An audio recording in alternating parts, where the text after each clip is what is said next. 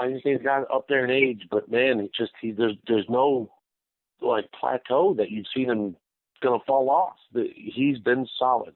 He has not lost a step on anything. He's been one of those older guys that have seemed to come out year in and year out and still produce. Even when he's hurt, He's in the he's still in Charles like the top Woodson 15 part of his corners. career. Yeah, and that's perfect for us, especially the fact we have really young corners, and I think that would really attribute to it. Plus, if he comes in and plays like, I mean, I don't know if he hasn't lost a step, but if you put him on an island out there, to me, I've seen enough of Kevin King. It's his third year now. He just had OTAs, and he did not practice before the mini camps. I mean, I'm sorry, if you can't be healthy for OTAs, come on, man. Like, this is just ridiculous. We basically used a first-round pick on you because we had to trade back into the second and took you an early second. It's basically a first-round pick. So, to me, I'd say move him and a high third for Patrick Peterson. That's what I would give up for Peterson and pair him across with Alexander, Jackson, Tony Brown, an aggressive unit to have with a war-ridden leader that can be able to do it. I think Peterson would be completely fine in Pettin's defense because Pettin loves those outside shutdown corners. And I think Peterson, you're going to have that's to what he give is. up a 2020 second and King to get him. And I would do it in a Why can't I give heartbeat it? because King is not healthy. And I think Arizona would do it in a heartbeat because they would like his upside and he's cheap. And they would shed that money. And Peterson, I'd do a second.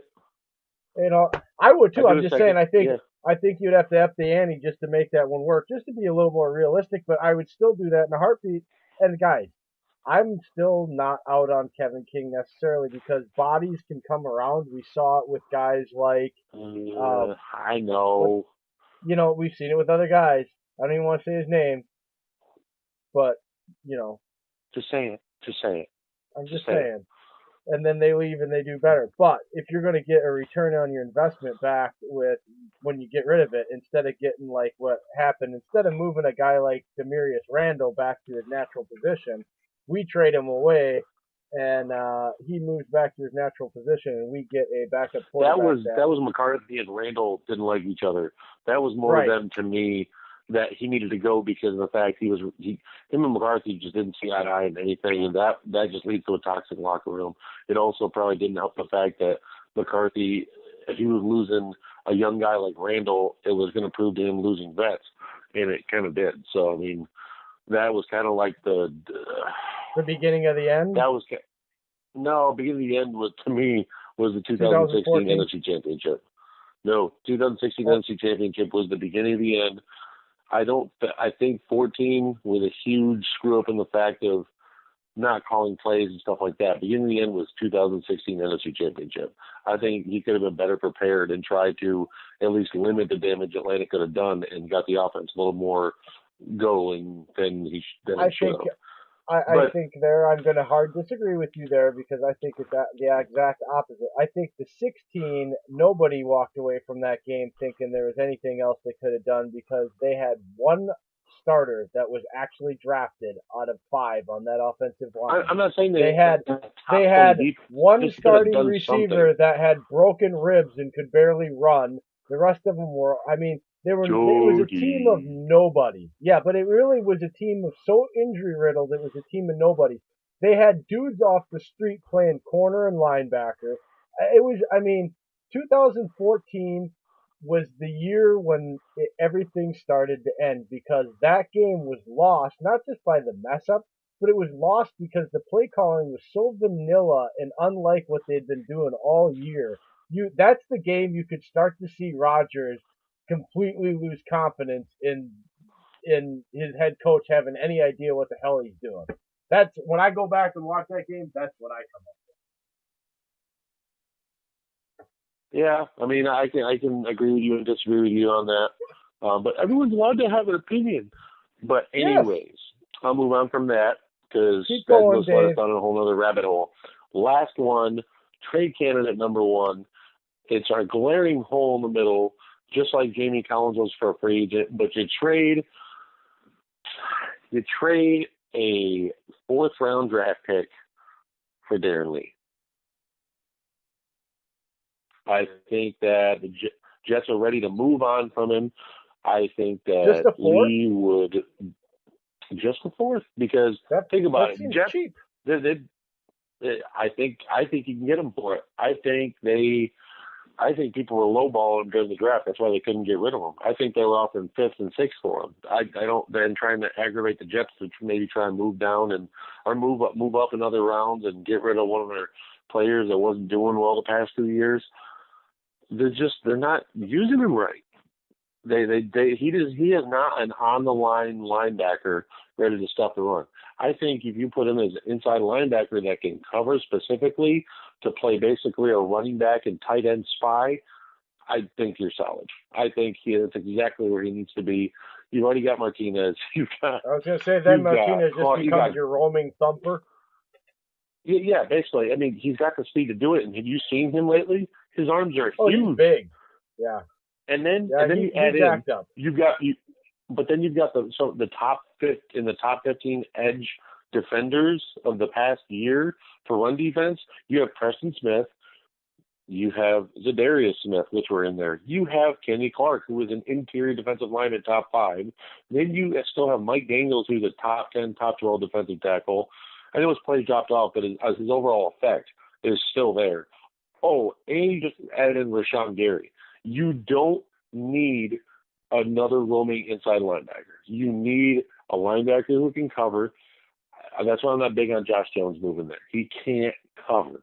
The guy gets beat a lot, and he's an up close to the line safety linebacker, and I don't think in a covering situation he would be valuable at all. I think someone like a Darren Lee, you know what, I'll bump it up to a third because of the fact we need a person in that place. We need it. It's our only glaring hole in our defense, in my opinion. Oren Burks, I don't know if he's going to make the jump. Last year we saw a couple flashes here and there, but he was still getting beat by guys like Tariq Cohen. And we drafted Oren Burks for that reason, is to stop guys like Tariq Cohen or the speedsters. Well, because he played safety in college his sophomore year, so that's no, I got that. No, I mean, I think that's why they drafted him, even though he was playing linebacker and was drafted as a linebacker. I think when they looked at him as a prospect, what intrigued them was his move and the size. He was, he's only, he's like 6'3", 230, 225, 230. I mean, he's the smaller, not in his build, but just his overall weight. He was supposed to be that covering linebacker. Right. He was supposed to be able to move in space, and he couldn't. Yeah. Yeah, he was supposed to be that, and he can still become that. I'm not trying to say he can't, but I think you need an immediate impact. And if anybody knows how to use a guy like Lee, you think you add in, you give him the petting. You let him kind of do his thing. I just think the Jets and him have been button heads in these past couple of years.